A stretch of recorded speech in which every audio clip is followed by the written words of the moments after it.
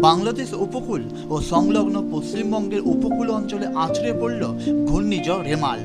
বাংলাদেশে যেখানে রেমালের ল্যান্ডফল্ট হয়েছিল সেখানের গতিবেগ ছিল ঘন্টায় 135 কিলোমিটার।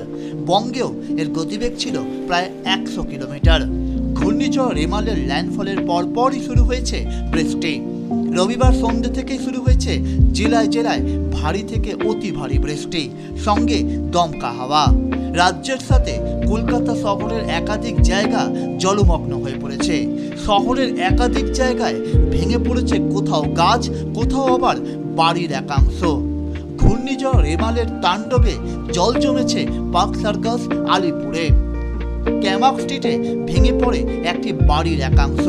ঘটনাস্থলে যান শেক্সপিয়ার সরণি থানার পুলিশ। এর পাশাপাশি এন্টালি থানার অন্তর্গত 15 নম্বর বিবি বাগান এলাকায় কেকেআর ম্যাচ দেখে ফেরার সময় একটি সিমেন্টের চাঙড় এক ব্যক্তির মাথায় পড়ে যায়। গুরুতর আহত অবস্থায় তাকে হাসপাতালে নিয়ে গেলে মৃত বলে ঘোষণা করা হয়। আলিপুর পুলিশ কোর্টের সামনেও একটি গাছ ভেঙে পড়ে, রাস্তা অবরুদ্ধ হয়ে যায়।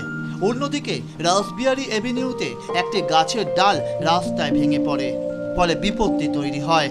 পরে তা সরিয়ে রাস্তা পরিষ্কার করে দেওয়া হয়। সল্ট লেকের বিভিন্ন জায়গাতেও গাছ ভেঙে পড়ে রাস্তার ওপর।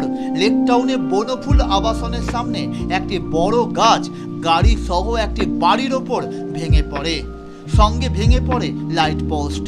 ঘটনাস্থলে হাজির হন দমকল মন্ত্রী সুজিত বসু। বিদ্যুতের তার বিপজ্জনকভাবে ছিঁড়ে পড়ে যায় সেখানে। তবে দমকল মন্ত্রী নিচে দাঁড়িয়ে থেকে পরিস্থিতি স্বাভাবিক করার চেষ্টা করেন।